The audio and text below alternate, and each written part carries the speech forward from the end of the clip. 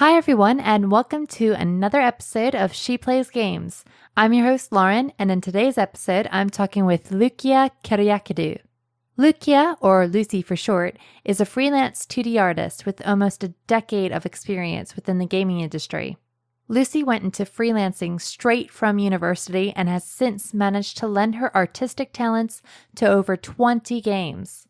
Talking with Lucy was really enlightening as we spoke about her choice to work as a freelancer, the steps she took to secure her initial clients, and the drive she has to share these experiences through public speaking. This is episode 9 of She Plays Games.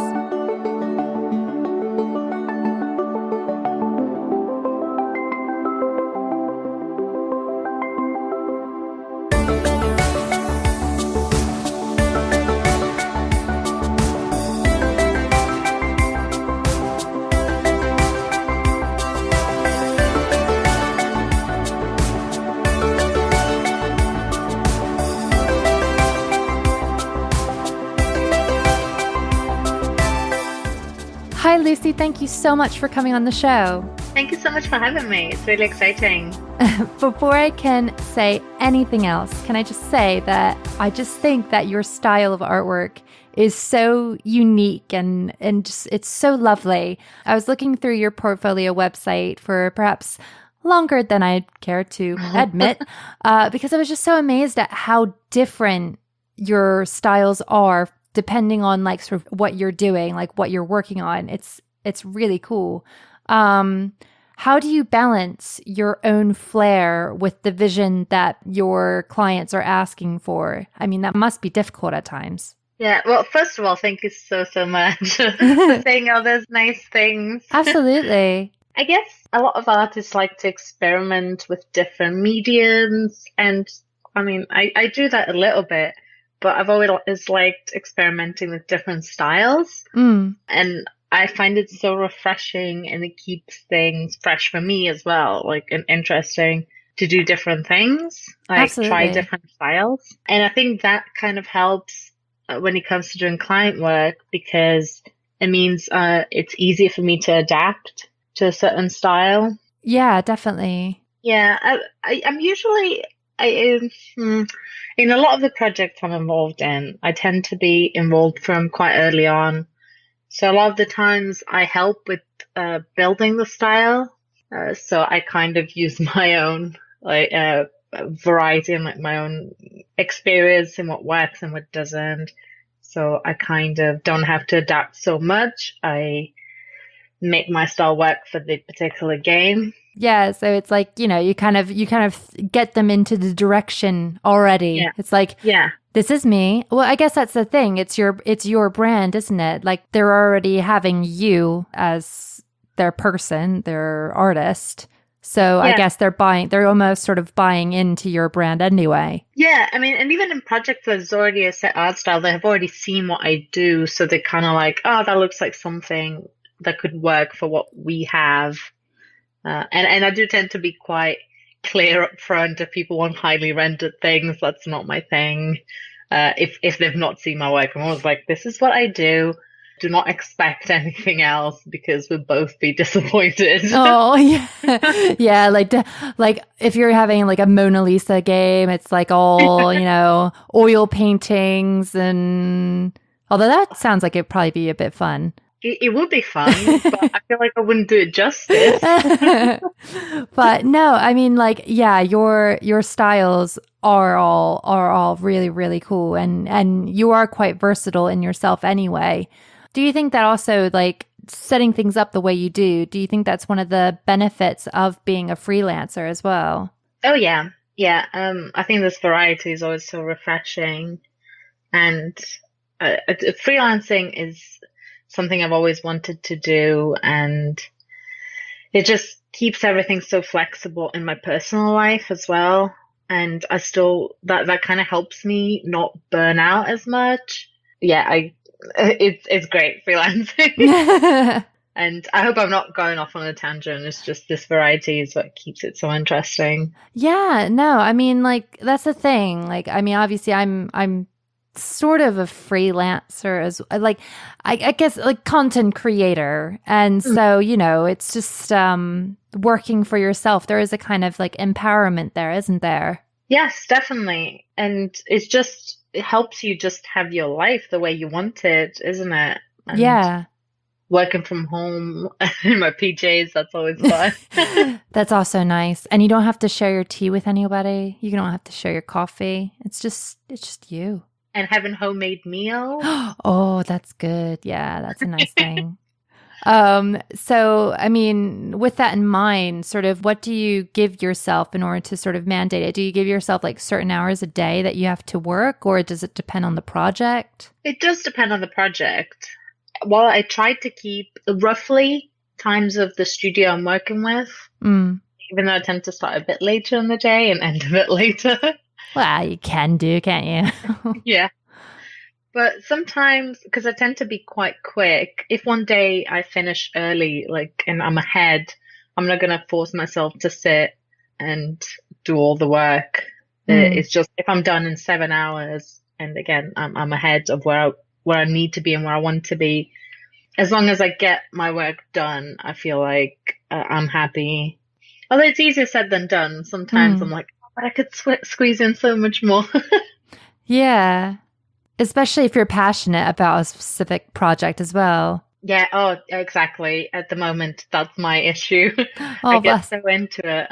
Yeah, because then, like, especially with drawing, the time just kind of, it just slips by.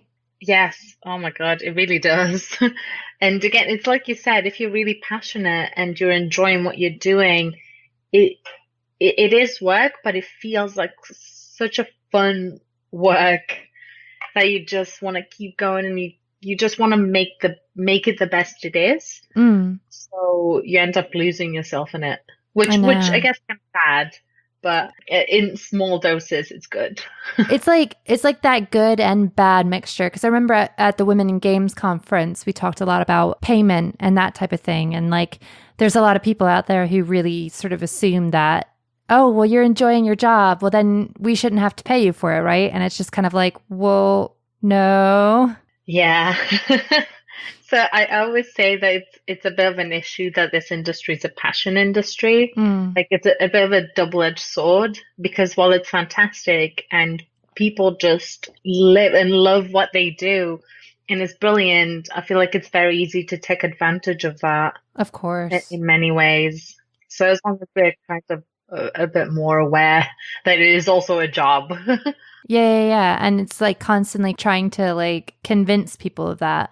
So what's your like weapon of choice? What do you use primarily for when you create stuff? I have my Wacom Intuos Pro that I've been using for a few years now. And I also have an iPad that I don't use as much, but I do use a lot in my personal work.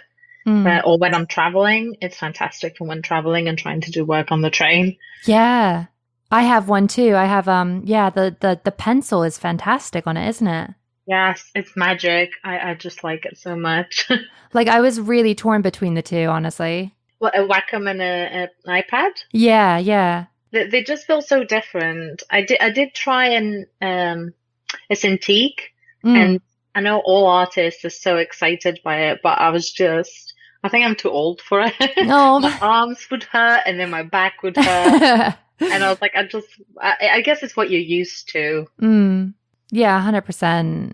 But yeah, like Wacom is definitely like the industry standard. I've always heard such good things about Wacom. Yeah, definitely. But on that note about freelancing, I had to say, I mean, you said before that like you've always had this want to go freelance. Was this ever since like before university, or did you ever sort of think maybe I'll go into a company? Before uni, I didn't even know what to do, what I wanted to do.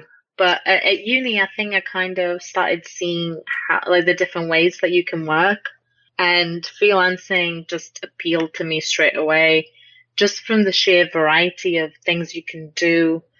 I hear some like friends who work in AAA or big projects, and they do the same thing for 3-4 years. I just couldn't do that. Yeah. And I guess that's the thing as well, is like the control side of it. Like you're almost like a small fish in a big pond, so to speak, when you're working in-house. Yeah, exactly. And it's just the ability to just move from one thing to the other that is just so great, and just keeping things exciting for you. Yeah, because I guess like how many projects are you typically like working on at one time? I usually, at one time, I guess in a month I may work on like 3 projects. Not at the moment. At the moment, Sure. Battletoads has taken up most of my time, which is amazing. Yeah. But yeah, that was the thing. It was just I've always wanted, and my tutors were like, "Don't do it," but I did it anyway. It's like, nay, this is what I'm doing. But it's really inspiring that you have taken charge in that way. Well, thank you. Yeah, it was really hard at first. I'm not going to lie, but I this is what I wanted to do, so I worked really hard on making it work for me. So how did you go about it at first? Did you just sort of say to companies, hey, like, do you need an artist? Or did you just sort of start out on social media? Like, how did you get your name out? Because it started when I came out of uni, I wasn't sure, and I didn't really have the knowledge of how to approach it in a way that could be good for my business and myself. And I did a lot of waiting for work, like for people to post about work online, or like going through websites to see if people are looking for artists.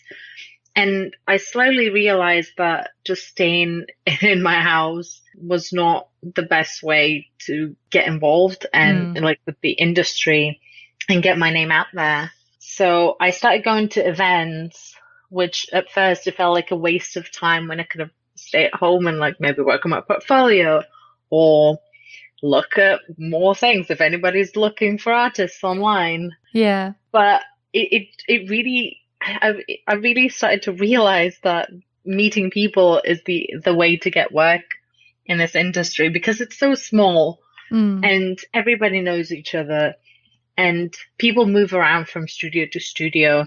So one contact just opens up this world of contacts to you. So I always tell students when I talk to them to just meet people online and meet people in real life, and then just connect with them online and kind of keep reminding them that they're there and available for work. Yeah. And it's what I do, I guess. Yeah, no, I mean, like in terms of the events that you're going to, like obviously, like you've been to talks to like women in games and that type of thing. Was this like expos and stuff that you were going to, or? No, it was, for example, so I went to uni in Middlesbrough at Teesside, and Sure. it was monthly, I think, just a meetup, just a very informal, chill thing. And it was not games industry specific, but it was creative industry specific and tech. And then I started meeting devs, and through them, I found out about more networking events like that, even if it was just little things, because back then I couldn't really afford to go to any of the big ones either. Yeah, no, they can be so expensive. Yeah. So, and the only way I found to find out about more is to just go and ask people there, or just get in the right circles in a way, like just, yeah, just find who knows about these things and ask them, because that's the only way you're really going to get anywhere. Yeah, you have to like have that bravery to just like push through, don't you? Yes. Yeah. And just because I always think that everybody's there to network. So just by going up and talking to them, you're doing them a favor, because I don't have to go through that. So Yeah. that's what I did. I just went and talked to people. And since then, it's usually word of mouth, like, or like people I've worked with before move in studios, or recommending me to people they know that I get work. Would you say that's like a majority now? Yes. Oh, yes, definitely. I don't think anymore. I'm lucky, or rather I worked on this and I got lucky. And now work finds me rather than me having to go and find work. So I tend to be busy most of the time. And given that you're freelance, I mean, you're on your own, how do you take, like, what steps do you take to make sure your work stays like relevant and that you're always sort of like reaching forward, you know? That's a bit of a hard question. Mm. Just because it makes you wonder, am I relevant? Oh, bless, you are relevant, of course. Thank you. I guess it's the artist thing, which doesn't help. Oh, But yeah, you're perpetually just like, am I good enough? And am I, you know, but no, you are good enough. I've seen your work. Your work is amazing. oh, you're lovely. I mean, I try to not do that to myself because that's a horrible thing to just put yourself down.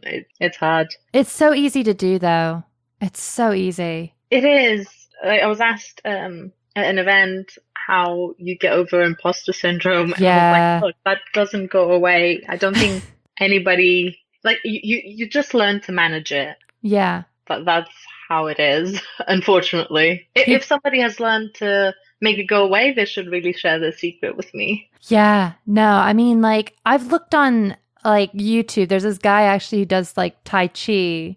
And he says he treats it like a person that just comes up and says hi every once in a while. And he just kind of says hi back and just keeps walking. That is, yes, that's actually a brilliant way to describe it. Definitely. Just imagine him with like a little trench coat. He's just Like this a very little shady character. Yeah, this little trench coat guy. He's just like, hi, sup? And you're just kind of like, oh, I hate that guy, but hi, I'll be polite. Yeah, and trying really hard to kind of walk away as soon as possible. Yeah. That's very accurate. Exactly. But I mean, like, do you do like workshops or do you do, I guess, I mean, you get a lot of practice through actually just doing stuff, don't you? Yeah, it's a lot of practice because just working on different projects. But I think it's really important as artists to take personal time to study and focus on what you want to do. And for relevancy, I think just going to events and seeing what's out there. And because I'm a gamer as well, I kind of see and follow games as much as I can and how they progress. But I try to take that in my work and just try a few different things. Like if I see something new, I always get really excited. So in my personal time, I may try and recreate art styles that I see. But generally, I think it's important to, the only way to get good, I feel, in art is to know your strengths, but also recognize your weaknesses and work on both because your strengths are usually what you want to do and what you want to work on and what you're good at and what you're passionate about. So you should never stop improving on those. But also you need to fill in the gaps of your knowledge and try a few different things to kind of make yourself a bit more wholesome as an artist. So I try to do both of those things as much as I can. Definitely. And like what artists do you see at the moment? Like which ones have you been sort of keeping your eye on at the moment? Oh my God, that's very difficult. Oh, sorry. No, that's okay. Like any games that you've been like sort of intrigued by art wise. So there are two things that you made me think of. And one is at the moment with my partner, we're playing Borderlands. Oh my God, that's so good, isn't it? Yes. And I'm fascinated by the style of it and everything about it, the use of color in it and the intricate like character designs. And they tend to be quite diverse as well, which I really like. And I think the art book is like, it's in my wish list. Yeah. I mean, their use of color and like they did like this sort of line art so great in that game, didn't they? Yes. It's just and the cell shading, it just looks like a comic book come to life. Yeah. Yeah. At Meg's, Montreal, I saw, a friend's talk, Shailene Helbert, and she gave a talk about how you fill in the gaps of concept art because she's a 3D artist. Okay. And it was just things that she mentioned that got me thinking about the way I work. And it got me really inspired about looking at fashion because the talk was about getting inspiration from fashion and makeup and taking that into your work. And like since then, I'm like, oh, I really want to look at different fashion styles in different eras, which I always wanted to do, but it's just the detail she went into, like belt buckles and the way they're facing. It was so exciting to me. And I was like, it just inspired me to just be better at those things and just try and make other people's work easier, I guess, by being a Yeah. better designer. Yeah, no, totally. I mean, like, there's so much. I mean, I watch a lot of like costuming YouTube videos, and like the amount of knowledge that they have as far as like this belt buckle was used during this specific time period, and it's quite like they used this way and they did this way. It's astounding, isn't it? Yes, I got into them like a few months ago and just like the seams, the way the fabric, like the way they think about fabric and how it moves.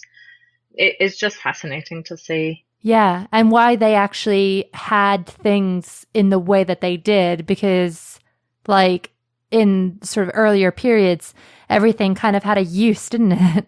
It wasn't Yeah, just kind of there. yes, I'm a big fan of like when I see designs, like character designs that are functional and they have a purpose. Yeah. I hate belts just for being there, just for no reason, just hanging off the side. For me, that just it's a personal. So tell me, Just what are your thoughts of Tetsuya Nomura's work then? well, I think every style has its own purpose, Yeah. but personally, just I belts are a thing that I think about a lot. I know. He's a great artist, but we do make fun of him quite a bit for his use of belts and zippers as well. Yes, Zippers are everywhere.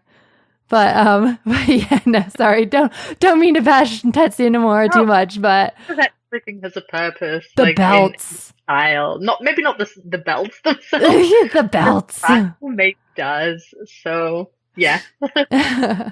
But yeah, so with art and animation, they go somewhat hand in hand, don't they? As having appreciation for one helps out another. I noticed that in your earlier credits, you were more centered around animation. So what made you decide to sort of like transition away from that and focus more on traditional concept art and in-game graphical assets? My degree is actually in animation, my BA, Mm. and I got into animation when I went to do my degree. I wasn't sure exactly what I wanted to do, and I always liked to draw characters. So I got the advice to get into animation because it would open more doors professionally, and I did, and I really enjoyed it. And I still have a soft spot for animation, and especially when it comes to hair and fire and just elemental things. But whilst I do enjoy it, I feel like I don't have the same passion as others who obviously spend more time getting better as well because they enjoy it so much. Mm. And just, I felt like I kind of let myself fall behind Mm. in a way because I enjoy drawing a lot more. And deep down inside, I feel like that's always what I wanted to do, like just design characters. Mm. And I was like the process. So when I became more financially secure and I had more projects coming in and I could be a bit more selective, I made my way to specializing in more static assets. But having said that, I do animation from time to time because I still enjoy it and there's still a bit of me where you're like, oh, but movement is so fun to add because you create like a full character then. It's not just static and you don't just express things with static pictures, but you can really add personality to them. Oh, 100%. Yeah. But it is that thing. It's like that. It's almost like a different medium really altogether. Cause like, I mean, I've never sort of taken part in animation really. Like I draw as a hobby essentially, but like, you know, that seems so well beyond my level of like capabilities. Like, I mean, not that static art is also very, very difficult for me, but it's almost like a different language. It's like with computing language, right? It's like, one is CSS and one is like whatever it is, Java or something, I love how you quickly try and think of another one. I know. I think it's Java, isn't it? Java's one. Yeah, there's Java's one. I got it. I still got that Code Academy knowledge, that I did like 5 years ago and then gave up. But yeah, like, you know what I mean? Like it's like a different language of artwork, isn't it? Yeah, they're definitely two different disciplines, and you can tell because you can definitely do one without the other. Yeah. Without being good at the other. But I feel like I'm definitely grateful I did animation because the one thing that I like about my work is that it's dynamic, and I feel like I kind of took that from all my training in animation. Yeah, 100%. I mean, like looking at your artwork itself, how things will fall, how body positioning, how things should be positioned. And yeah, like if you have that knowledge of animation as well, okay, well, a piece of fabric will drape like that, it will fly up like that, or a hair will drift this way. So then I want to capture it like that, right? Exactly. Yeah. Yeah. And just generally like character movement for me is really important, even on standing poses. I always like how animation really shows up the personality, like I said earlier. So I try to take that into what I do. Absolutely. And then you mentioned you went to the Montreal International Gaming Summit. That's such a heck of a plane ride. Yes, it was the longest flight I've been to. Oh my goodness. Yeah, although I very much enjoyed it. I'm so glad I did it. Yeah. I mean, so where did your drive come from? Because you do a lot of talks, don't you? You go around to a lot of different places to sort of spread your knowledge of freelancing and of doing art in general. So where did that drive come from to reach out? So a few years ago, I realized that I was very bad at public speaking, and I always had trouble with presentations at uni. And just while I'm great at one-on-one, as soon as I'm put in front of an audience, I froze. So I thought the way I get good at my art is just by practicing. So surely it's the same way with anything. So I just started, and every opportunity I could get, like to do a talk, I would take it. And slowly I realized that, wait a minute, I have things that could help someone else. For example, like I do a lot of talks at unis about freelancing or about getting into character design. And I thought if I had somebody to say those things to me when I was starting, maybe my career would have been a lot smoother. So it started as a desire to get good at public speaking, and it evolved into just wanting to share knowledge and help others where I felt like I could have got help with in different stages of my life. Is that why as well you felt like very passionate about getting involved with initiatives like Women in Games and Women Making Games Northeast? Definitely. At first, I didn't realize there are a lot of things you don't realize when you first get in the industry. So you don't see the issues that may come up with being a minority in the field. But then I slowly started seeing things, and especially from hearing from friends who worked at studios, because I do admit I'm really lucky being a freelancer. It's a different dynamic of power. So then I looked more into it, and like it just naturally happened. I feel like there were subjects I thought were very important to talk about, and Women in Games and Women Making Games Northeast, that provided this platform and this community where everybody can express what they want to say without feeling like others will not understand, because we all tend to be in very similar positions, and it's very easy to get advice from somebody who's already been through what you're maybe going through right now. And sometimes you just want to vent, and that's okay. Yeah. Yeah, people will understand where you're coming from because, again, they're in the same position as you. So, yeah, I think everybody needs that, a good community to feel included. 100%. I mean, when I went to Women in Games, that was the first time I ever been to Women in Games this past year.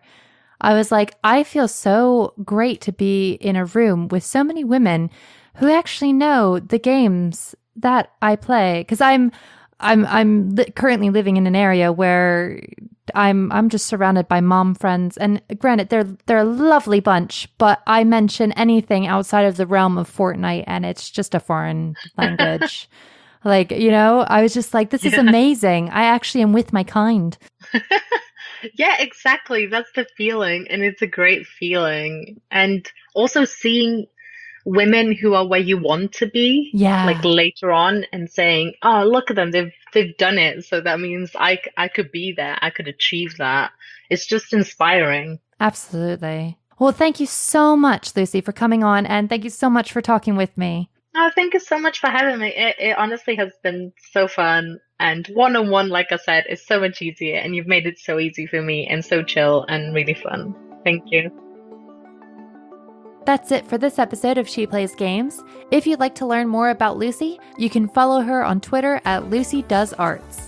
Also, if you want more episodes of She Plays Games, please be sure to subscribe and follow me on iTunes, Spotify, and YouTube by searching She Plays Games, and on Twitter, Facebook, and Instagram at ShePlaysPodcast.